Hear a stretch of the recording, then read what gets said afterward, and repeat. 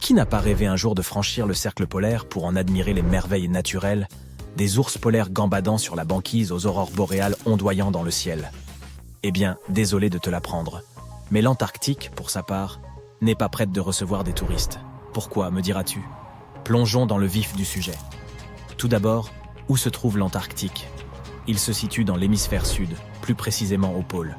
L'océan austral l'entoure et la majeure partie du continent est recouverte de glace, ce qui en fait l'un des endroits les plus isolés et les plus froids de la planète. As-tu déjà rencontré quelqu'un qui ait visité l'Antarctique? Probablement pas. C'est l'un des endroits les moins visités du globe et seule une poignée d'explorateurs chanceux ont pu découvrir l'intérieur du continent, qui est principalement constitué de glaciers et autres champs de glace. Mais crois-moi, la faune et les paysages y sont extraordinaires. Pourquoi ne nous rendrions-nous pas en Antarctique? Tout d'abord, l'environnement y repose sur un équilibre incroyablement fragile et peut être facilement endommagé. De plus, il n'y a pas de population humaine autochtone sur le continent, de sorte que votre voyage reviendrait à visiter une immense île déserte. N'oublions pas non plus que c'est l'une des destinations les plus chères. Malgré tout, l'Antarctique n'est pas exactement gardé comme une forteresse, mais il est régi par un accord international, le traité sur l'Antarctique. Ce dernier a été négocié afin d'empêcher toute activité indésirable sur le continent et interdit certaines formes de tests effectués par les États membres. Mais la principale raison pour laquelle nous ne pouvons pas entrer comme ça dans l'Antarctique est que l'écosystème y est fragile et doit être protégé. Le traité stipule que l'Antarctique ne doit être exploité qu'à des fins pacifiques et qu'il doit être exempt de toute activité humaine susceptible de nuire à l'environnement. Les scientifiques n'ont pas fini d'en apprendre sur l'écosystème unique du continent, et notre activité ou nos machines pourraient perturber l'équilibre délicat qui y règne. Si tu as toujours envie de te rendre en Antarctique, sache qu'il n'est pas facile d'obtenir une autorisation. Les citoyens américains, par exemple, doivent remplir un formulaire spécial et l'envoyer au Bureau des affaires océaniques et polaires. Une fois sur place, il leur faut respecter des règles strictes pour préserver l'environnement, comme ne pas perturber la faune ou emporter de souvenirs tels que des pierres, des plantes ou des animaux. Et techniquement, peut-on vivre en Antarctique? Bien qu'aucune loi n'interdise aux gens d'y résider à titre permanent, il s'agit d'un environnement très inhospitalier et inadapté à l'installation humaine. Les températures peuvent descendre à moins 60 degrés Celsius, voire encore plus bas, ce qui rend presque impossible la survie de quiconque sans l'équipement et l'expérience appropriée.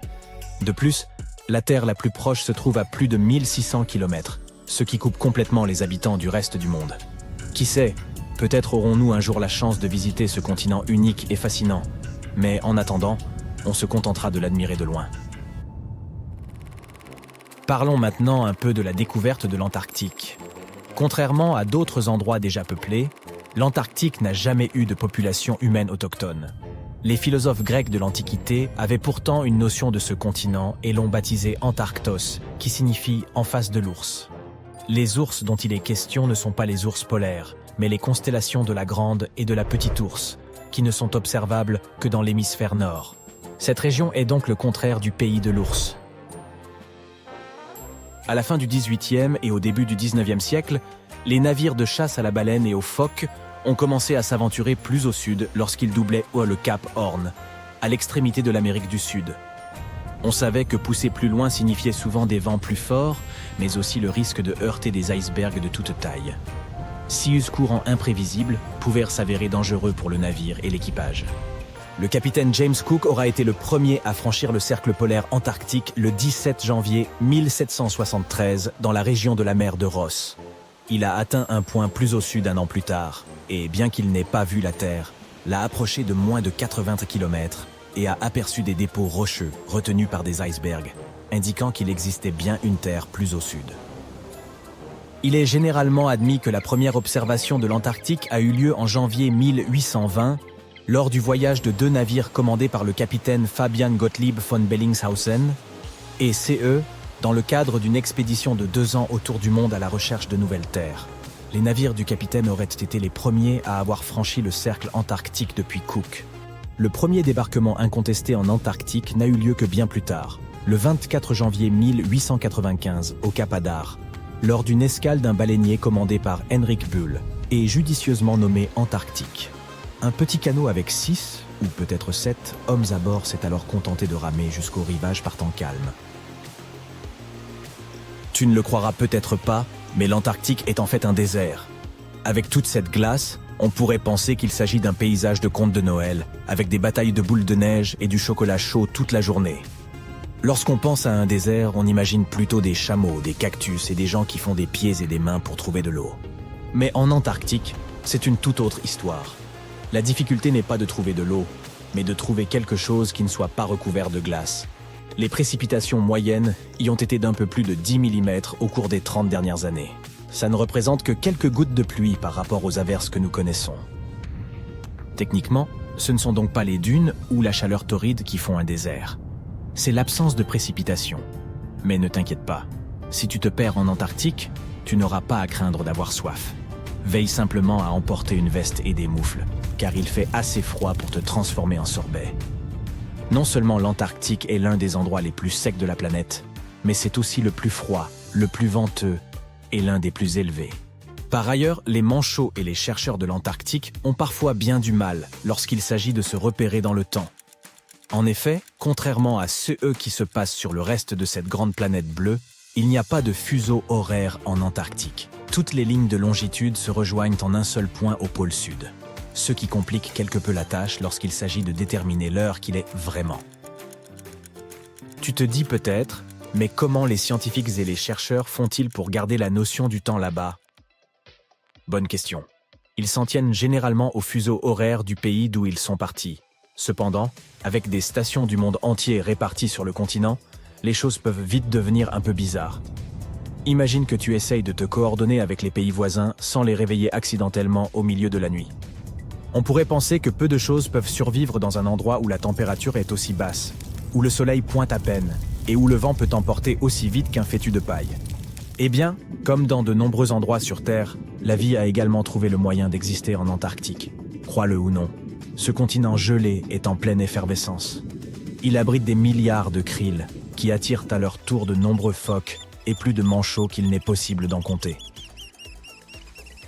Mais ne te fie pas à leur apparence mignonne et câline. Les manchots sont des nageurs hors pair, dont le corps fuselé rendrait jaloux les plus grands médaillés olympiques. Ils se rendent sur le rivage pour se reproduire et se rafraîchir, mais leur véritable talent consiste à se chipper des cailloux entre eux et à former des cercles mathématiquement précis pour conserver leur chaleur. L'Antarctique abrite également la plus grande espèce de manchot sur Terre. Il s'agit du manchot empereur. Certes, ces oiseaux sont bien incapables de voler, mais cela ne signifie pas qu'ils ne savent pas sauter. À vrai dire, certains d'entre eux peuvent effectuer des bonds de 3 mètres hors de l'eau. Et n'oublions pas les phoques, avec leur corps poilu et leur chant mélodieux. Ces mammifères marins sont également protégés par le traité sur l'Antarctique et prospèrent dans les eaux fraîches de l'océan austral. Mais les véritables vedettes du spectacle sont les baleines. Pendant l'été antarctique, ces énormes créatures viennent en masse pour se repaître d'une abondance de krill. La plus grande région volcanique sur Terre n'est pas en Afrique ni au Japon, mais sous la glace de l'Antarctique. Les scientifiques ont découvert 138 volcans dans sa partie occidentale, et si jamais ils se déchaînent, vous le remarquerez sûrement. Ils pourraient y faire fondre d'énormes quantités de glace qui se déverseraient dans l'océan, en augmenteraient le niveau et rendraient notre planète inhabitable pour les humains. Mais avant que vous ne fassiez vos bagages pour vous envoler vers une autre planète, écoutez-moi. Actuellement, seulement 2 des volcans de l'Antarctique sont officiellement classés comme actifs. Et il faudrait toute une série d'éruptions, décennie après décennie, pour qu'ils aient un impact sérieux sur le monde entier.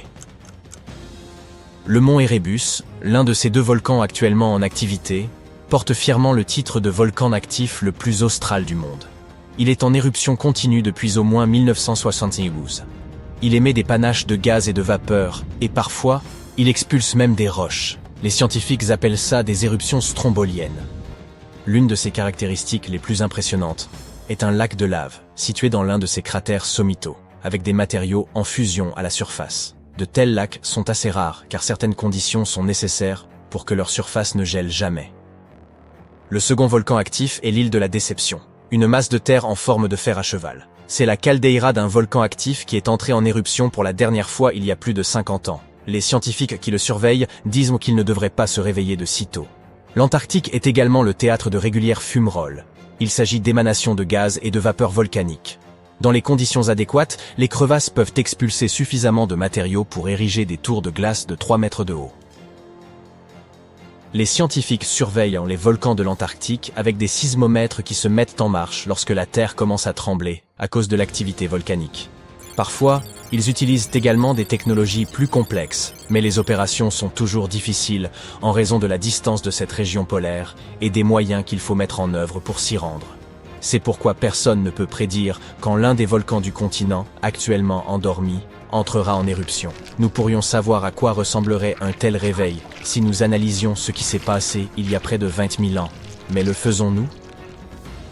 L'un des volcans endormis de l'Antarctique, le mont Takahe, a autrefois connu une série d'éruptions et émis une bonne quantité d'halogènes riches en ozone. Certains scientifiques disent que ces événements ont réchauffé l'hémisphère sud. Les glaciers auraient commencé à fondre, et cela aurait contribué à mettre fin à la dernière ère glaciaire. Pour que ces événements se répètent, il faudrait à nouveau une série d'éruptions avec émission d'halogènes provenant d'un ou de plusieurs volcans se trouvant au-dessus de la glace. C'est un scénario peu probable, mais comme cela s'est déjà produit dans le passé, ce n'est pas complètement impossible. Quant aux volcans cachés sous une épaisse couche de glace, on pense que leur gaz aurait du mal à atteindre l'atmosphère. Cependant, ils seraient suffisamment puissants pour faire fondre d'énormes cavernes et produire d'importantes quantités d'eau de fonte. La nappe glaciaire de l'Antarctique occidental est humide et n'est pas attachée à sa base. Cette eau de fonte agirait donc comme un lubrifiant et mettrait rapidement en mouvement la glace qui la recouvre. Le volume d'eau qu'un volcan de cette taille pourrait produire ainsi n'est rien comparé au volume de glace qui le surplombe. Ainsi, une seule éruption ne ferait pas de différence. Cependant, avec plusieurs éruptions de volcans situés près ou sous les grands courants de glace de l'Antarctique occidental, ce serait une autre histoire. Ces courants de glace sont des rivières qui transportent une grande partie de l'eau de l'Antarctique vers l'océan. Si elles modifiaient leur vitesse et apportèrent des quantités inhabituelles d'eau dans l'océan, son niveau monterait. À mesure que la glace deviendrait de plus en plus fine, il y aurait de plus en plus d'éruptions. Les scientifiques appellent ça un effet d'emballement. Un phénomène similaire s'est produit en Islande. Le nombre d'éruptions volcaniques a augmenté lorsque les glaciers ont commencé à reculer à la fin de la dernière période glaciaire. Pour que des changements massifs se produisent, il semblerait donc que plusieurs volcans situés au-dessus de la glace et contenant des gaz riches en halogènes doivent devenir actifs dans un laps de temps assez bref et rester puissants pendant des dizaines voire des centaines d'années. L'Antarctique contient environ 80% de toute l'eau douce du monde. Et si toute cette glace fondait, le niveau global des mers augmenterait de près de 60 mètres. Et nous n'aurions plus qu'à chercher une nouvelle planète où vivre. Mais ce scénario est peu probable. Il est plus probable que des éruptions sous-marines lubrifient les flux de glace et envoient des masses d'eau dans l'océan. Mais ce ne serait pas la fin du monde. Un supervolcan extrêmement puissant et furieux pourrait y parvenir, et cela s'est déjà produit par le passé. Il y a plus de 200 millions d'années, le monde a connu une transformation majeure, avec non pas une, ni deux, mais 4 éruptions volcaniques massives. La province magmatique centra-atlantique s'est trouvée en éruption continuelle pendant 600 000 ans. C'était à Wrangellia, une grande masse de terre et jadis un volcan supermassif s'étendant sur ce qui est aujourd'hui le territoire de la Colombie-Britannique et de l'Alaska. Mais ce n'est ni la lave ni les cendres volcaniques qui ont dévasté l'environnement. L'éruption a fait exploser les niveaux de carbone. La planète n'a plus jamais été la même après ça. Cette activité volcanique aurait permis aux dinosaures de devenir les géants que nous avons découverts dans Jurassic Park. Elle aurait déclenché une saison des pluies de 2 millions d'années et rendu la planète chaude et humide. Les dinosaures ont adoré. Les chercheurs ont creusé profondément dans les couches sédimentaires, sous un ancien lac en Asie pour découvrir ses secrets. Ils ont trouvé des traces de cendres volcaniques et de mercure, des signes évidents de ces éruptions. Ils ont également pu confirmer les grandes augmentations des niveaux de dioxyde de carbone. Cela aurait rendu l'atmosphère torride, et la pluie s'est mise à tomber abondamment. La mauvaise nouvelle, c'est qu'une autre éruption comme celle-ci pourrait se produire. Le supervolcan situé sous le parc national de Yellowstone dort depuis près de 70 000 ans. Mais s'il se réveillait, ce serait bien plus catastrophique que l'éruption du mont Saint-Helens en 1980. On la considère comme l'éruption volcanique la plus désastreuse de l'histoire des États-Unis. Elle s'est produite après 2 mois de tremblements de terre et d'injections de magma, qui ont affaibli puis détruit toute la face nord de la montagne. La colonne éruptive s'est élevée à plus de 24 000 mètres dans l'atmosphère et a répandu des cendres sur 11 États américains et plusieurs provinces canadiennes. Et la dernière éruption de Yellowstone fut 1000 fois plus grande que celle-ci. Le sol de Yellowstone repose sur un point chaud, composé de roches fondues et semi-fondues. Ce magma s'écoule au-dessous du parc, à environ 8 km de profondeur, et fait s'enfler le sol comme un ballon. Mais lorsque le magma refroidit, le sol retourne à son état habituel. Les volcanologues surveillent cette activité depuis un siècle. Ils ont remarqué que le sol s'était soulevé d'environ 25 cm il y a une vingtaine d'années, mais que depuis 2010, il redescendait. Les experts disent que nous n'avons pas à craindre de grandes éruptions prochainement. La fin du monde n'est donc pas pour demain. Mais une certaine activité souterraine retient actuellement l'attention des scientifiques. Comme les humains n'ont pas été témoins de tout ce qui a pu se passer à Yellowstone, il est plutôt difficile de dire avec certitude ce qui se mijote là-dessous. Yellowstone a connu quelques grandes éruptions au cours des quelques derniers millions d'années. Elles se sont produites avec une grande régularité, avec des intervalles de 6 à 800 000 ans. La dernière grande éruption a eu lieu il y a environ 640 000 ans, et elle a véritablement remodelé tout le paysage, dispersant des cendres et des débris jusqu'en Louisiane. Il est toujours possible d'en voir les conséquences dans la caldeira de Yellowstone. Les experts disent qu'une éruption L'Antarctique est le continent le plus isolé de la planète. Il renferme 90% de la glace du monde, mais il est considéré comme un désert car les précipitations annuelles n'y dépassent pas 300 mm. Difficile de croire que c'est un désert rien qu'en le regardant, puisqu'il est blanc et plein d'animaux sauvages. Mais l'Antarctique n'est pas seulement ce qu'il semble être en surface, car tant de choses sont cachées en dessous, et même au-dessus. L'Atlantide a longtemps été un mystère pour l'humanité. A-t-elle jamais existé? Et si oui, où était-elle située? L'une des théories soutient que la civilisation atlante aurait pu prospérer et s'épanouir sur le continent antarctique lorsqu'il n'était pas encore recouvert de glace. En raison des ères cycliques de la Terre, c'est-à-dire l'alternance de périodes de glaciation et de périodes interglaciaires, on pense que l'Antarctique a été à une époque une forêt tropicale. Et une récente photo de Google Earth a permis de découvrir des ruines intéressantes, enfouies profondément dans le lit d'un lac du continent blanc. On ne sait pas exactement à quelle civilisation appartenaient ces vestiges, mais certains experts pensent qu'il pourrait s'agir de l'Atlantide. Ces lacs gelés de l'Antarctique renferment encore bien d'autres choses dans leur profondeur.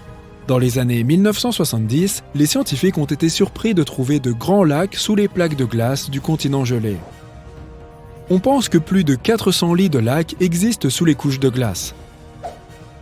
Le lac Vostok, par exemple, le plus grand lac sous-glaciaire, y est enfoui sous 3 km d'épaisseur de glace. Des grottes de glace bleue immaculée s'y cachent aussi. L'eau de ces lacs reste liquide grâce au faible niveau de chaleur géothermique provenant du noyau de la Terre. Et les scientifiques pensent que certains lacs ont environ 15 millions d'années. Parmi les phénomènes uniques qui se produisent sur le continent, l'Antarctique abrite une chute d'eau extrêmement bizarre. En 1911, un géologue australien s'est interrogé sur ce qu'on appelle les chutes de sang. Il était très perplexe devant ce flot de liquide rouge qui se déversait d'une petite colline parmi les glaces de l'Antarctique. Après des années d'études, on a compris que la cause de cette coloration était la forte teneur en fer de l'eau. La dernière pièce du puzzle s'est emboîtée lorsque les scientifiques ont découvert qu'il y avait à proximité un lac souterrain dont l'eau était remplie de fer oxydé qui était à l'origine des chutes de sang. En parlant de mystère, cette photo peut être assez déroutante. Pourquoi diable quelqu'un aurait-il besoin de retirer de l'argent en Antarctique? Eh bien, faisons d'abord un petit point historique. En 1956, les États-Unis ont fondé la station de recherche McMurdo, qui reste à ce jour le plus grand centre scientifique du continent. Au pic de la saison, la station accueille entre 200 et 1000 scientifiques. Et ces personnes ont besoin d'argent pour acheter du café, des pizzas et d'autres choses pour répondre à leurs besoins quotidiens. C'est pourquoi la banque Wells Fargo a décidé d'y installer un distributeur de billets. Et ils ont même établi un record du monde Guinness de cette façon. Le distributeur Wells Fargo de la station McMurdo est le plus méridional du monde, ainsi que le plus isolé. Il n'y en a pas d'autres à des milliers de kilomètres à la ronde. Les températures glaciales de l'Antarctique peuvent rendre le continent hostile à la vie humaine. D'ailleurs, l'Antarctique est le continent le plus froid, le plus sec et le plus venteux de notre planète. La température moyenne le long des côtes est d'environ -10 degrés Celsius. Mais si tu t'enfonces dans l'arrière-pays, il fait encore plus froid. L'intérieur du continent peut enregistrer des températures d'environ -57 degrés. Le bon côté des choses, c'est que ces conditions glaciales rendent possible certains phénomènes hypnotiques comme les bulles de glace. Ces bulles gelées à l'intérieur de certains lacs antarctiques sont des bulles de méthane. Le gaz libéré lors de la fonte des glaciers finit par geler pendant sa remontée et donne lieu à ce magnifique spectacle. Il y a quelques années, les scientifiques ont été surpris par un trou géant de la taille des Pays-Bas ou du lac Michigan dans un lac antarctique. Ce genre de trou est appelé polynie et c'est un phénomène naturel sur le continent. Mais celui-ci est le plus grand que les scientifiques aient vu depuis les années 1970. Les polynies sont des trous massifs dans une mer de glace. La plupart d'entre eux apparaissent le long de la côte, mais celui-ci a été découvert dans la mer de Weddell, bien plus loin des côtes. Les scientifiques tentent encore de comprendre comment cela s'est produit et quelles sont ses implications pour le climat de la région. L'une des caractéristiques du continent semble complètement artificielle et a même suscité plusieurs théories concernant ses origines. Cette formation ressemble exactement à d'autres pyramides faites par l'homme, n'est-ce pas ? La seule différence est qu'il s'agit en fait d'une formation rocheuse naturelle et qu'elle existe depuis très longtemps. Elle a été découverte pour la première fois lors d'une expédition dans les années 1910 et a été gardée secrète depuis. Elle a été surnommée la pyramide, mais son nom scientifique correct est Nunatak, qui signifie simplement un pic de roche dépassant d'un glacier ou d'une couche de glace. Il existe d'autres pics célèbres qui ressemblent à des pyramides, comme le Cervin en Suisse. Donc non, ce n'est définitivement pas une construction humaine. La liste des découvertes fascinantes sur le continent glacé continue. Alors qu'un programme d'intelligence artificielle analysait un ensemble de données sur l'Antarctique, il est tombé sur une découverte étonnante. Il pourrait y avoir jusqu'à 300 000 météorites non découvertes dans le champ glacé du continent. Des météorites tombent sur le continent depuis des millions d'années. Mais ce n'est qu'il y a 110 ans que la première a été trouvée. Et devine quoi ? Récemment, des chercheurs ont trouvé une météorite martienne en Antarctique de l'Est. C'était la plus grosse trouvée au cours des 25 dernières années et elle pesait environ 75 kg. En général, le feu et la glace sont une combinaison plutôt délicate. Donc, il est peu probable que l'Antarctique abrite un volcan actif, n'est-ce pas ? Et pourtant, si. Le volcan, connu sous le nom de mont Erebus, est le volcan actif le plus au sud du monde. Du magma liquide et de la lave bouillonne depuis des millénaires. En réalité, le mont Erebus est actif depuis plus d'1 million d'années. Et c'est le deuxième plus haut volcan de l'Antarctique avec une hauteur de 3600 mètres. Nous avons déjà mentionné le fait que l'Antarctique n'a pas toujours été glacé. Mais pourrais-tu imaginer une immense forêt tropicale couvrant tout le continent ? Ce n'est pas de la science-fiction, c'était la réalité. Des impressions de feuilles et du bois fossilisé montrent clairement des signes d'arbres tropicaux dans la région. Les recherches sur les fossiles ont également révélé quelque chose de fascinant. L'Antarctique abrite le plus vieux ver du monde. Selon National Geographic, des fossiles trouvés en Antarctique révèlent une espèce de ver disparue depuis longtemps et âgée d'environ 50 millions d'années. Les scientifiques affirment que cette découverte est cruciale pour étudier certaines relations évolutives et que cela n'a été possible que grâce à la congélation de tels échantillons pendant des milliers d'années. L'Antarctique est un continent riche en biodiversité. Les pingouins, les ours polaires et les phoques ne sont que quelques-uns des animaux qui vivent là et dont nous avons connaissance. Mais il existe aussi une espèce de poisson rare et fascinante qui peuple les eaux de l'Antarctique. Connue sous le nom de poisson transparent, cette espèce est aussi bizarre que belle.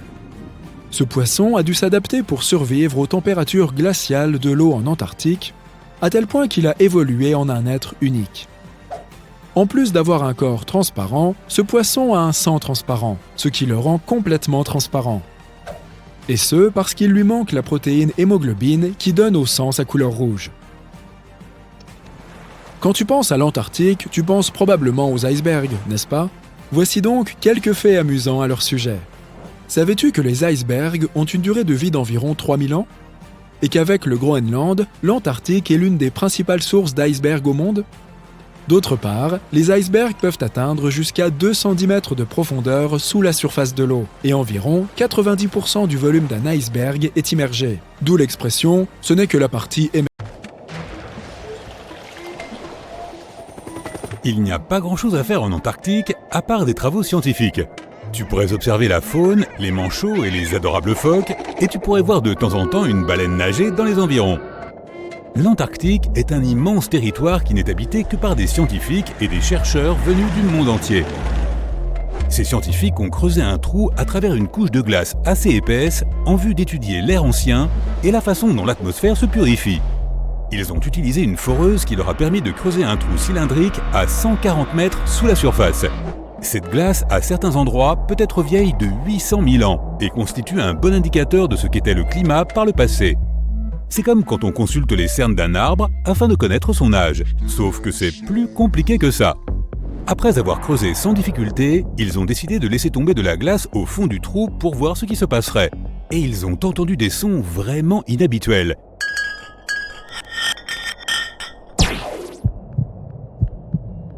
Ils avaient l'impression d'être dans un vaisseau traversant un espace semé d'obstacles, avec de nombreux rochers se fracassant les uns contre les autres. Les sons changeaient à mesure que tombait rapidement le bloc de glace, passant de l'aigu à un son plus grave qui ressemblait à un battement de cœur. Cela a grandement déconcerté nos scientifiques, qui ont jeté un autre morceau de glace dans le trou et ont découvert que le même type de son se produisait, mais avec quelques variations. Ils ignoraient ce qui se trouvait sous la glace et, plus important encore, ce qui produisait ces sons. L'Antarctique compte un grand nombre de volcans dont beaucoup se trouvent sous des couches de glace super épaisses. Les chercheurs ont découvert 91 volcans et affirment qu'il pourrait y en avoir d'autres, ce qui en fait potentiellement la région volcanique la plus étendue du monde.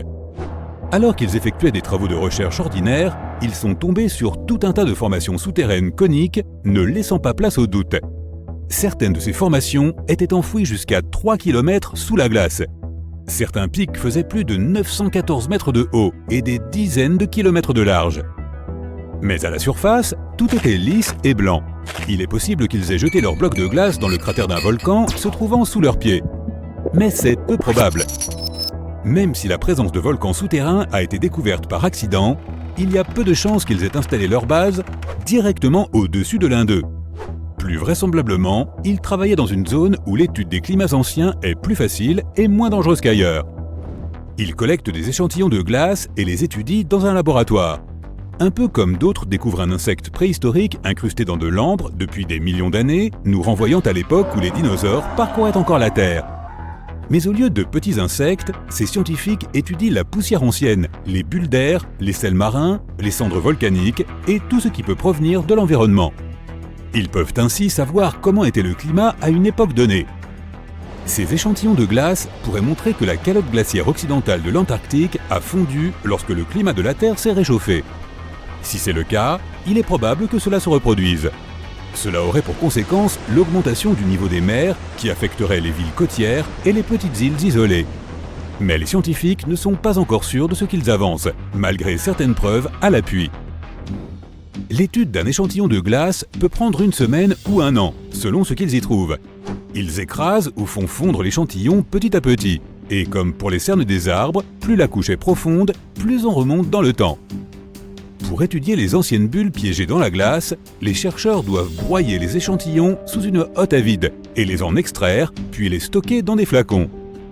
Il existe divers instruments et appareils pour l'étude des échantillons de glace, mais comme ils sont très fragiles, toutes les analyses doivent être effectuées dans une salle stérile afin que le matériel ne soit pas contaminé. Les scientifiques doivent porter des combinaisons et des gants et l'air doit être constamment renouvelé. Même quelque chose d'aussi minuscule et insignifiant qu'une empreinte digitale peut anéantir un échantillon. Ils recherchent certains motifs qui leur laisseront entrevoir les changements dans la composition et la température de l'atmosphère. Mais faire tomber un bloc de glace dans un trou n'est pas si grave. S'il émet un son particulier, c'est pour la même raison que le son du klaxon d'une voiture en mouvement est différent de celui d'une voiture à l'arrêt. Le terme scientifique pour cela est l'effet Doppler. Il s'agit du changement de fréquence d'une onde observé quand la distance entre la source et le récepteur varie. Cela ne signifie pas que la fréquence du son change vraiment, elle ne fait que se décaler. Il se passe la même chose avec d'autres types d'ondes, comme celle de l'eau ou de la lumière. Mais pour l'observation de l'effet Doppler, les ondes sonores sont ce qu'il y a de mieux. Donc, quand les scientifiques ont laissé tomber leur bloc de glace au fond du trou, les ondes sonores sont remontées et se sont répercutées sur la paroi du cylindre qu'ils avaient creusé. Voilà pourquoi ils ont entendu un son aussi étrange. N'oublions pas que ce bloc de glace avait voyagé à 140 mètres sous la surface. Les navires pétroliers creusent dans la croûte océanique des trous de plusieurs milliers de mètres. Le forage profond de Kola, en Russie, est le trou le plus profond jamais réalisé par l'homme. Il s'enfonce à plus de 12 200 mètres sous la surface, et il a fallu presque 20 ans pour atteindre ces 12 km. Juste au-dessous, on n'est qu'à mi-chemin du manteau terrestre. Par rapport à la taille de la planète, ce trou très profond ne fait littéralement que gratter la surface. Il n'était pas fait pour l'extraction de pétrole et il ne se trouve pas dans l'océan. Le forage a été arrêté en 1992 lorsque les ingénieurs ont découvert que les températures étaient de 37 degrés supérieures à ce qu'ils avaient prévu. Ils l'ont donc abandonné et il ne sert à présent plus à rien. Mais c'est le trou le plus proche du centre de la planète que nous ayons jamais creusé. Et le plus effrayant, c'est que certains des ouvriers entendaient des voix venant de l'intérieur. À Beyrouth, au Yémen, il y a un trou ancien au milieu du désert. Il est en fait plus proche d'Oman que de la capitale Sanaa. Ce trou plonge les habitants comme les experts dans une grande perplexité. Contrairement aux trous de Russie et d'Antarctique, celui-ci n'a pas été créé par l'homme. Ou peut-être que si. Il existe depuis de nombreuses années et les habitants s'efforcent de l'éviter. Ils n'aiment même pas en parler, car ils affirment qu'il porte malheur à ceux qui s'en approchent ou à quiconque prononce son nom. Ils prétendent qu'il s'agit d'une prison pour esprit, mais nombreux sont ceux qui rejettent cette thèse. Ce trou fait 30 mètres de large et entre 100 et 200 mètres de profondeur. Et il s'en échappe aussi des sons très étranges. Mais d'après les scientifiques, ce puits n'est pas ventilé et il n'y a donc presque pas d'oxygène au fond. Ainsi, il est peu probable que quelqu'un ou quelque chose vive à l'intérieur. Des grondements profonds ont été enregistrés dans le Challenger Deep de la fosse des Mariannes en mars 2016. Certains de ces bruits ont même été suivis de ce qui ressemblait à des cris perçants. Les chercheurs ont enregistré ces sons en l'espace de quelques semaines à l'aide d'un microphone encastré dans du titane afin que l'immense pression ne le réduise pas en miettes. Et ils l'ont fait descendre extrêmement lentement, car la pression est 1000 fois supérieure à cet endroit qu'au niveau de la mer. Pendant 23 jours, le microphone a enregistré le son des baleines et celui des bateaux, et même le grondement des tremblements de terre. Mais ils n'ont pas pu déterminer ce qui avait causé ces premiers sons. Ils ne savaient pas si ces bruits avaient une source naturelle ou s'ils étaient produits par les humains. Ils voulaient aussi savoir si ces sons affectaient la vie marine, comme les dauphins et les baleines qui dépendent de l'écolocation. Mais ils n'ont pas trouvé de réponse. Les scientifiques estiment que l'océan est environ 10 fois plus bruyant qu'il y a 50 ans. Avec le développement des technologies de navigation, les sous-marins et les constructions sous-marines, l'océan est de plus en plus bruyant avec le temps. Les aurores boréales s'accompagnent elles aussi de sons dont personne ne parle. On les entend généralement au moment où l'intensité des aurores est au plus haut. Les scientifiques ignorent d'où viennent ces claquements et crépitements lointains, mais à l'aide de microphones spéciaux, ils ont pu localiser ces sons à une hauteur de 70 mètres au-dessus du sol, ce qui est plutôt bas. Ils sont en vérité causés par des charges électriques très puissantes dans certaines zones du ciel. Les orages magnétiques, qui sont à l'origine des aurores, viennent perturber l'électricité atmosphérique. En conséquence, de minuscules étincelles éclatent dans le ciel, ce qui provoque des claquements et ce faible... Nombre de créatures d'épouvante pullulent, bien loin de la surface, comme ce vampire des abysses, qui vit à près de 1000 mètres de profondeur, dans une obscurité quasi totale. Ce calmar possède une cape semblable à celle d'un vampire, et c'est à cela qu'il doit son surnom. Dans les profondeurs de l'océan, il ne peut pas utiliser d'encre pour se défendre. Cet animal a donc développé une tactique inhabituelle. Il se met à luire légèrement pour effrayer ses prédateurs.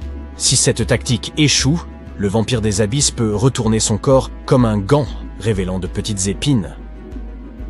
Son nom scientifique de Vampirotetis infernalis se traduit littéralement par calmar, vampire des enfers. Mais en dépit de son aspect terrifiant, c'est une créature marine parmi les plus inoffensives. La créature que nous venons d'évoquer ne venait pas de l'espace, mais cet objet-ci en revient très certainement. Avant que SpaceX ne se mette à concevoir des fusées réutilisables, la NASA se contentait simplement de larguer les anciennes après avoir propulsé ses astronautes dans l'espace, la plupart du temps au-dessus d'un océan ou d'un désert. En 2012, une expédition financée par Jeff Bezos s'est mise en quête de la fusée d'Apollo 11. On est parvenu à la retrouver au moyen de sonar, mais elle était dans un état déplorable. Elle gisait au fond de l'océan, non loin du site prévu. L'équipe est néanmoins parvenue à sauver l'un des moteurs et à en reconstruire deux. La cité perdue la plus célèbre est bien évidemment l'Atlantide, mais hélas, nous ne l'avons toujours pas découverte. Cependant, la cité de Thonis Héracléon n'était également qu'un mythe jusqu'à ce qu'un pilote britannique aperçoive quelque chose qui ressemblait à une ville engloutie en survolant la mer Méditerranée. Il l'a signalé, et 60 ans plus tard, une équipe de plongeurs s'y est rendue. Ils ont été stupéfaits de découvrir une cité tout entière sous les eaux. Elle regorgeait d'artefacts qui pourraient nous en dire long sur l'histoire de ces lieux. Aujourd'hui, c'est l'un des sites archéologiques sous-marins les plus prisés au monde. On pense que c'est la montée des mers qui aurait entraîné toute la ville sous les flots. Le Titanic a coulé en 1912 et son épave n'a été officiellement retrouvée que 74 ans plus tard. Mais en réalité, c'est un pêcheur qui aurait découvert le Titanic 8 ans plus tôt, alors qu'il pêchait dans l'océan Atlantique. Il remontait ses filets quand il a vu qu'une tête y était coincée. Fort heureusement, ce n'était que la tête d'une poupée. Des années plus tard, bien après le décès du pêcheur, son fils a fini par revendre cette poupée à une collectionneuse. Après de nombreuses recherches sur chaque personne qui possédait un jouet en porcelaine à bord du Titanic, elle a enfin retrouvé sa propriétaire. Une certaine Eva Hart se trouvait à bord et avait avec elle une poupée. Eva avait survécu à la catastrophe par miracle, mais pas son jouet. Elle avait même écrit au sujet de la poupée dans son journal, et chaque détail correspondait mot pour mot à la découverte du pêcheur. Le poisson trépied vit dans les profondeurs de la zone abyssopélagique, à environ 6000 mètres sous la surface. Il est adapté à la vie dans les abîmes et utilise ses nageoires et chasses pour demeurer au fond, immobile. Cette créature n'a pas de grands yeux, mais même si elle en avait, ceux-ci ne seraient guillemets d'aucune utilité dans l'obscurité. Au lieu de cela, le poisson trépied utilise ses nageoires comme des antennes pour détecter tout mouvement dans l'eau. Cette créature n'a pas beaucoup de chance en ce qui concerne sa vie amoureuse. Elle a donc dû développer des tactiques uniques pour se reproduire. C'est ainsi que ces poissons sont devenus hermaphrodites. L'étrange créature suivante est le poisson lézard. Sa grande bouche est bardée de dents tranchantes comme des lames de rasoir et surplombée de grands yeux globuleux qu'il utilise pour la chasse. Tout cela rend l'animal proprement terrifiant. Le poisson lézard vit à une profondeur d'environ 3300 mètres, dans la zone bathypélagique où aucune lumière ne filtre. Cette aberration de la nature se nourrit essentiellement de tout ce qui peut entrer dans sa bouche, des petits poissons aux autres poissons lézards. D'un autre côté, s'ils ont la chance d'apercevoir l'un de leurs congénères, ils en tombent probablement amoureux, car trouver un partenaire à de telles profondeurs n'est pas une tâche aisée. Tout comme le poisson trépied, le poisson lézard peut être à la fois mâle et femelle. Quand vous pensez à une rivière, vous l'imaginez généralement sur Terre. Cependant, la nature peut parfois se montrer imprévisible, et elle a créé une rivière qui coule sous l'océan au large de la Californie. Elle s'écoule à une profondeur d'environ 3000 mètres. Cette rivière sous-marine possède toutes les caractéristiques d'une rivière ordinaire, des troncs immergés, des arbres et des rochers. Et malgré son aspect unique, elle n'est pas la seule au monde. Il y en a aussi une en Amazonie, ainsi qu'au Groenland. Une créature terrifiante a été découverte près des côtes d'Angola par un véhicule télécommandé. On dirait qu'elle n'a ni tête ni corps. Elle se trouvait à une profondeur d'environ 1300 mètres sous la surface. Après avoir effectué quelques recherches, les scientifiques en ont conclu qu'il ne s'agissait pas d'une créature de science-fiction. C'était juste un amas de siphonophores agglutinés ensemble. En 2015, un homme plongeait au large de Césarée lorsque quelque chose de brillant a attiré son attention. Il a tendu la main, s'en est saisi et s'est rendu compte qu'il s'agissait d'une pièce d'or. Après cela, il a examiné le fond marin et s'est aperçu qu'il y en avait encore davantage. Il a signalé sa découverte aux autorités locales, qui en ont conclu qu'il avait mis la main sur un ancien trésor arabe. Les pièces étaient en or massif de 24 carats et datant de près d'1 millier d'années. Mais en raison de la salinité et de la température idéale de l'eau, elles semblaient comme neuves. Ces pièces provenaient de la cargaison d'un navire qui avait été pris dans une tempête et avait malheureusement coulé. L'une des choses les plus étranges jamais découvertes a été retrouvée dans la mer Baltique. C'est une curiosité qui semble avoir été conçue par une civilisation extraterrestre. Ce sont des chercheurs suédois qui sont tombés dessus et ils n'avaient pratiquement aucune idée de ce que c'était. Il leur a fallu demander l'avis de nombreux autres scientifiques. Lorsque vous regardez cette formation d'en haut, elle mesure 60 mètres de long et ressemble à s'y méprendre à un vaisseau spatial écrasé. Il est difficile de croire qu'il s'agisse d'une formation naturelle. Mais au risque de vous surprendre, elle a absolument été créée par la nature, car la mer Baltique n'a cessé de l'éroder au fil du temps. Le plus probable, c'est que cette formation bizarre soit le résultat d'un tel processus. Un groupe de plongeurs à Madagascar a été sidéré de découvrir ce monstrueux couteau de plus de 2 mètres au fond de l'océan. Les théories n'ont pas tardé à se bousculer. Et beaucoup ont affirmé que ce couteau aurait appartenu à quelques géants qui auraient combattu des mégalodons et vécu sur Terre il y a des milliers et des milliers d'années. Ça pourrait faire une belle histoire, mais ce couteau n'était probablement qu'un accessoire de cinéma perdu en mer. L'un des animaux les plus étranges de l'océan est le requin lézard. On croit que ce poisson serait à l'origine de toutes les histoires de serpents marins relatées par les explorateurs du passé. Ces poissons vivent généralement dans les abysses, mais ils peuvent parfois être aperçus dans des eaux moins profondes. C'est extrêmement rare, mais cela reste possible. Le requin lézard a une grande bouche qui arbore près de 300 dents. Il possède également un long corps semblable à celui d'un lézard. Et il s'agit d'une espèce de requin vraiment unique. Sa proie peut mesurer jusqu'à la moitié de sa propre taille, car l'estomac de ce requin est semblable à celui d'un serpent, capable d'avaler d'énormes poissons et crustacés.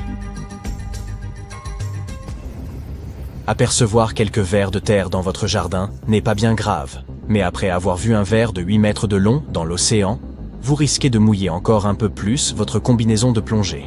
Un tel ver est extrêmement rare, et il est complètement inoffensif pour les humains. Car en réalité ce n'est pas un ver géant, il s'agit d'un amas de zooïdes collés ensemble dans une formation semblable à un ver. Ils ne nourrissent généralement de plancton, de bactéries, et d'autres petites choses qui peuvent être glanées dans l'océan.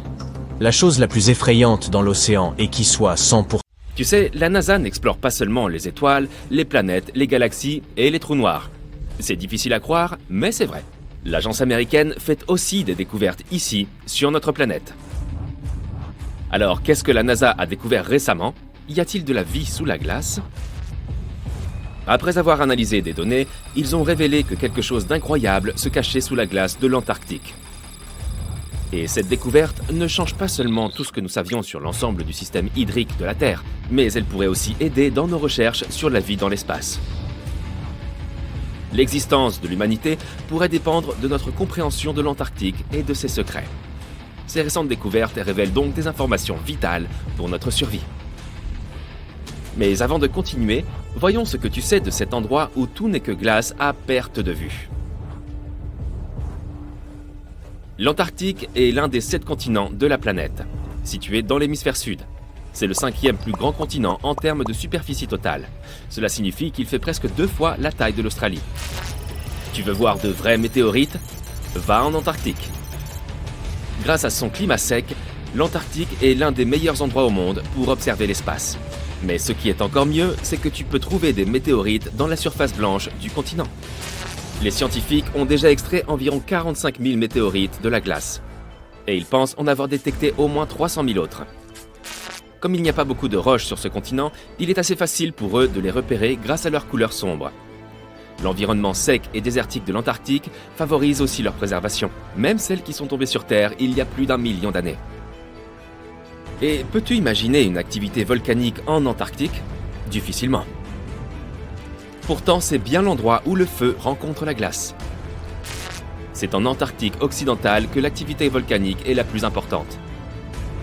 Les scientifiques ont récemment découvert qu'il existe 138 volcans rien que dans cette partie du territoire. Eh oui. Tu crois probablement qu'il fait toujours très froid en Antarctique, mais non. Ces régions côtières peuvent atteindre une température de 10 degrés Celsius. Mais t'es-tu déjà demandé à quoi ressemblerait l'Antarctique s'il n'y avait pas de glace? Cela peut sembler inimaginable maintenant, mais ce continent n'a pas toujours été recouvert de glace. D'accord, c'était il y a 34 millions d'années. Donc jusqu'à présent, personne ne pouvait savoir à quoi ressemblerait sa surface sans la glace. Mais la NASA a remédié à cela. Ils ont créé des simulations informatiques et ont dressé la carte la plus précise du continent à ce jour. Et ce qu'ils y ont vu est incroyable. Le continent n'est pas du tout plat comme on le croyait auparavant. Il est plutôt bosselé avec des vallées, des plaines ondulées et de hautes montagnes. Mais ce n'est rien à côté de ce qu'ils ont découvert sous la glace de l'Antarctique. Alors, qu'est-ce que c'est? Roulement de tambour, s'il vous plaît.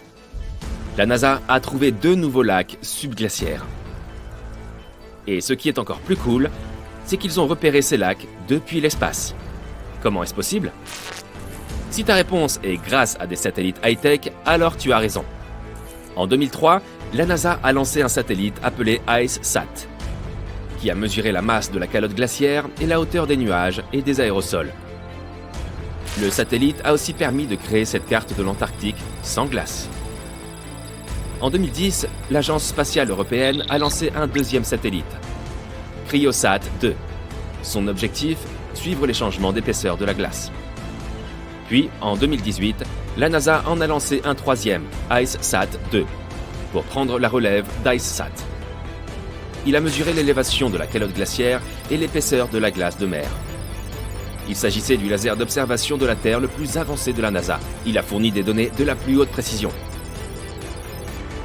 Et lorsque ces données ont été combinées avec celles des autres satellites, il a été possible de repérer ces 2 nouveaux lacs près de 2 autres de plus grande taille. Mais d'abord, comment est-il possible que ces lacs existent? L'épaisseur moyenne de la plupart des glaces de l'Antarctique est d'environ 1,9 km. Cependant, elle peut atteindre plus de 2,8 km d'épaisseur à certains endroits, surtout en hiver. On pourrait donc se dire qu'il n'y a rien en dessous. Mais la science nous dit le contraire. Ce n'est pas vraiment visible à l'œil nu. Pourtant, la glace du continent s'écoule lentement, mais constamment, et ce dans différentes directions sous la pression de sa propre masse.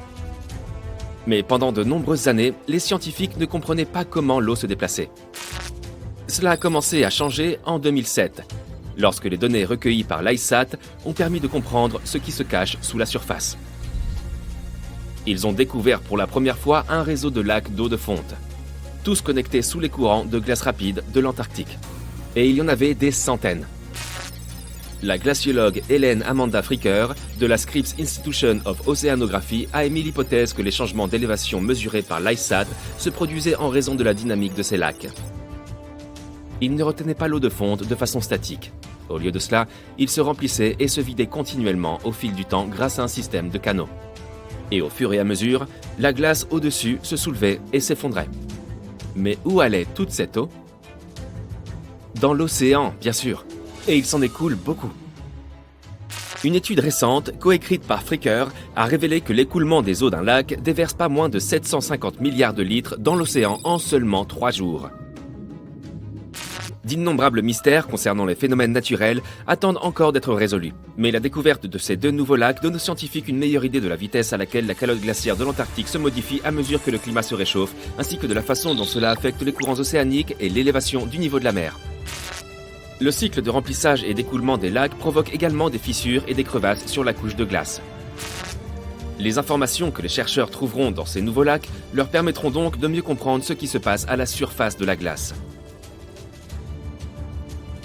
Ils pourront aussi évaluer comment ce système de remplissage et d'écoulement influence la vitesse à laquelle la glace glisse dans les océans et les mers. Et cela signifie qu'ils pourront évaluer comment l'eau douce ajoutée peut modifier les écosystèmes marins. Cette découverte peut également nous permettre de savoir si la vie existe sous la glace. Génial! Les scientifiques ont foré à environ 1068 mètres dans la glace et ont découvert que les échantillons d'eau prélevés dans l'un des lacs contenaient environ 10 000 cellules bactériennes par millilitre. Un nombre aussi élevé de vie bactérienne est un bon signe, car cela signifie que les eaux glacées pourraient aussi abriter ces formes de vie plus développées, comme des micro-animaux. Et l'un de ces nouveaux lacs pourrait même être l'endroit où ils vivent. Mais le plus fascinant, c'est que ces nouveaux lacs pourraient les aider à comprendre si la vie est possible sur d'autres planètes. Les scientifiques pensent que la vie sous la surface gelée de la planète Mars, s'il y en a, pourrait correspondre au modèle observé dans les lacs de l'Antarctique. Il est donc possible qu'ils trouvent de nouvelles informations cruciales sur le type de vie qui a pu exister sur la planète rouge. Mais les hivers y sont plutôt rudes. La température la plus basse sur Terre est de moins 89,2 degrés Celsius. En 2010, la température est même tombée à moins 93,2 degrés Celsius. Et le ressenti de ce froid est bien pire en raison des vents forts et secs. Savais-tu que la superficie de la glace de l'Antarctique change aussi tout au long de l'année ? Elle fait environ 3 millions de kilomètres carrés en été. Mais en hiver, elle atteint 19 millions de kilomètres carrés. Pourtant, malgré ces changements, elle reste le plus grand morceau de glace existant sur Terre. Désolé l'Arctique, c'était bien tenté. Tu as déjà vu des manchots ? Eh bien, ces animaux sont les maîtres des lieux, car il n'y a pas de peuple indigène en Antarctique. C'est un no man's land, et aucun pays ne le possède. Sa véritable population est constituée de 5 espèces différentes de manchots, de phoques et d'orques. Malgré les conditions difficiles sur ce continent, tu peux aller y pêcher en touriste et y faire des recherches. Environ 5000 personnes résident sur le continent pendant l'été dans des stations de recherche. Mais quand l'hiver arrive, ce nombre diminue bien entendu, jusqu'à un petit millier.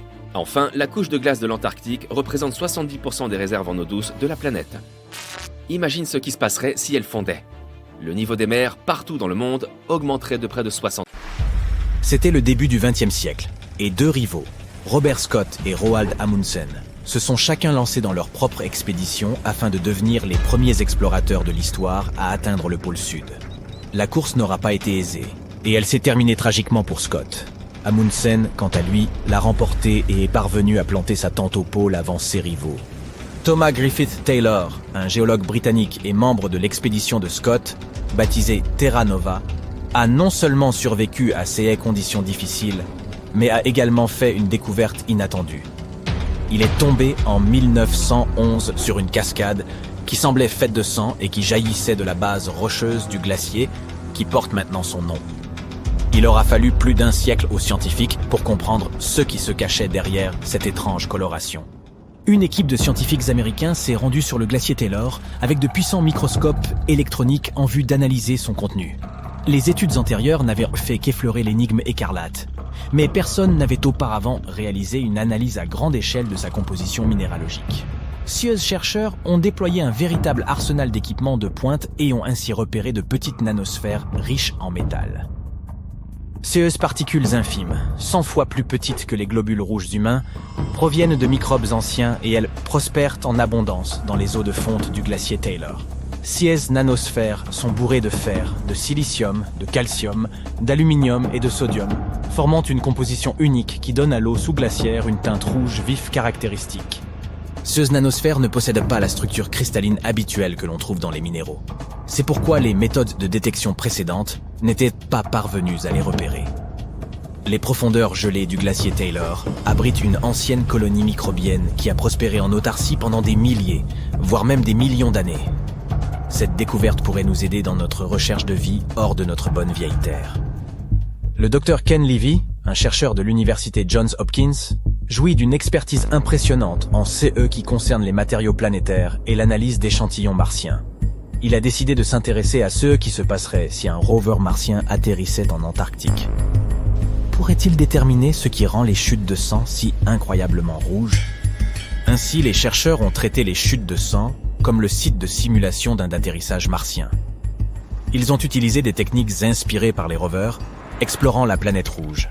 Puis les échantillons qu'ils ont collectés ont été envoyés au laboratoire de Johns Hopkins. Là-bas, Levy a eu recours à la puissance de la microscopie électronique à transmission afin de révéler ces énigmatiques nanosphères. Il en a conclu que nos méthodes actuelles d'analyse des surfaces d'autres planètes au moyen d'astromobiles étaient insuffisantes. Elles ne peuvent pas dévoiler la vraie nature des matériaux environnementaux, en particulier sur des planètes froides comme Mars. Ceux-ci pourraient être extrêmement petits et non cristallins, ce qui déroute nos méthodes de détection. Pour vraiment saisir l'essence des planètes rocheuses, nous aurons besoin de 16 microscopes électroniques à transmission. En fixer un sur un rover martien n'est pas encore réalisable, mais cela pourrait signifier le début d'une nouvelle ère dans l'exploration spatiale. As-tu déjà vu une cascade en flammes ? Chaque mois de février, lorsque les étoiles s'alignent parfaitement, Horsetay Fall dans le parc national de Yosemite subit une métamorphose sensationnelle. Au coucher du soleil, ces rayons frappent la cascade sous l'angle parfait, la transformant en un spectacle flamboyant aux teintes orange et rouge vives. Nous ne savons pas exactement quand ce miracle naturel a été découvert, ni par qui. Les premiers habitants de la vallée étaient peut-être au courant, mais ils ont su garder le silence. Ce n'est qu'en 1973 que le photographe Galen Rowell a saisi le premier cliché connu de la cascade, la plaçant sous le feu des projecteurs. Depuis lors, la chute de feu est devenue la coqueluche du monde entier, se répandant comme une traînée de poudre sur les réseaux sociaux et attirant les foules de très loin. Cette magnifique cascade suscite chaque année l'engouement de centaines de spectateurs, mais ils ne peuvent admirer ce spectacle que sous certaines conditions. Avant toute chose, Horsetay Fall nécessite un cours d'eau en mouvement. S'il n'y a pas assez de neige en février, la cascade n'aura pas assez d'eau pour créer sa magie. Les températures doivent également être assez chaudes pour faire fondre la neige pendant la journée. S'il fait trop froid, la neige restera gelée et le spectacle pyrotechnique n'aura pas lieu. Deuxièmement, nous avons besoin d'un ciel dégagé à l'ouest au coucher du soleil. Scieuses rayons solaires ont besoin d'un chemin direct pour frapper les chutes et leur donner vie. Et comme le temps à Yosemite est en constante évolution, les nuages peuvent se dégager comme par magie juste à temps pour le spectacle. Si toutes les conditions sont réunies, tu admireras alors les chutes de feu de Yosemite dans toute leur splendeur pendant environ 10 minutes. Le mystère des pierres mouvantes dans le parc national de la Vallée de la Mort en Californie a intrigué les scientifiques pendant des années. De lourdes pierres semblent avoir une volonté propre et se déplacent à travers Racetrack Playa, qui est le lit d'un lac asséché. Elles laissent derrière elles un sillon sur la boue craquelée. Il y avait toutes sortes de théories pour expliquer ce phénomène. Des champs magnétiques au tourbillon de poussière, en passant par l'intervention de farceurs malicieux. Personne n'avait réellement vu ces roches en action, ce qui n'a fait qu'ajouter au mystère. En 2006, un scientifique de la NASA du nom de Ralph Lawrence est entré en scène. Il étudiait les conditions météorologiques qui règnent sur d'autres planètes, mais il n'a pu résister à l'attrait de la vallée de la mort et de ces mystérieuses pierres mouvantes. Il a eu un éclair de lucidité alors qu'il bricolait à sa table de cuisine avec un récipient Tupperware. Lawrence a rempli le récipient d'eau en laissant dépasser une petite pierre, puis il l'a mise au congélateur. Ensuite, il a placé cette construction glacée sur un grand plateau rempli d'eau avec du sable au fond, et il a doucement soufflé dessus. La pierre a commencé à glisser sur l'eau, laissant une trace dans le sable. Lawrence avait étudié comment la glace pouvait faire flotter et déplacer de gros rochers le long des plages de marée dans l'océan Arctique. Appliquant ses connaissances, lui et son équipe de chercheurs ont découvert que, sous certaines conditions hivernales de la vallée de la mort, suffisamment d'eau et de glace pourraient se former pour faire flotter les rochers à travers Racetrack Playa dans une légère brise. Et pendant qu'ils glissent, ils laissent leurs marques sur le terrain boueux. La rivière aux 5 couleurs, le Caño Cristales de Colombie, détient le titre officieux de rivière la plus belle au monde. Pendant la majeure partie de l'année, elle ressemble à n'importe quel autre cours d'eau ordinaire. La véritable magie se produit entre les saisons sèches et humides, lorsque le niveau de l'eau est tout simplement idéal. Le lit unique de cette rivière est recouvert d'une plante particulière, et lorsque les conditions sont réunies, elle éclate dans un éblouissant spectacle de couleurs. Imagine des rouges vibrants, des jaunes éblouissants et des verts luxuriants, tous se mêlant à l'eau bleutée. C'est comme pénétrer dans un arc-en-ciel animé aux 1000 nuances. Ce spectacle époustouflant ne dure que quelques semaines, de septembre à novembre. Pendant la saison des pluies en Colombie, le débit est trop important et le cours d'eau trop profond, masquant le fond de la rivière et privant la plante de la lumière du soleil dont elle a besoin pour virer au rouge. Et pendant la saison sèche, il n'y a tout simplement pas assez d'eau pour soutenir la vie luxuriante dans le lit de la rivière. Il faut donc la saisir au bon moment. La raison pour laquelle les plages des Maldives brillèrent dans la nuit n'est pas un mystère, mais cela ne les rend pas moins impressionnantes. Le phénomène se produit grâce à un plancton bioluminescent. Ces minuscules créatures sont semblables à de petites boules disco sous-marines, émettant une lumière bleutée chatoyante lorsqu'elles se trouvent agitées ou en mouvement. Imagine-toi marcher le long du rivage et laisser derrière toi des empreintes lumineuses. Tu peux même prendre un bain de minuit au milieu de ce plancton magique. Les chercheurs ont découvert que leur bioluminescence était en réalité un mécanisme de défense intelligent contre les prédateurs. Lorsque ces micro-organismes font clignoter leurs petites loupiottes bleues, cela confond et surprend leurs agresseurs. Le plancton produit cette lumière en ayant recours à une substance chimique appelée luciférine. Ces planctons enchanteurs peuvent apparaître à tout moment de l'année, mais tes meilleures chances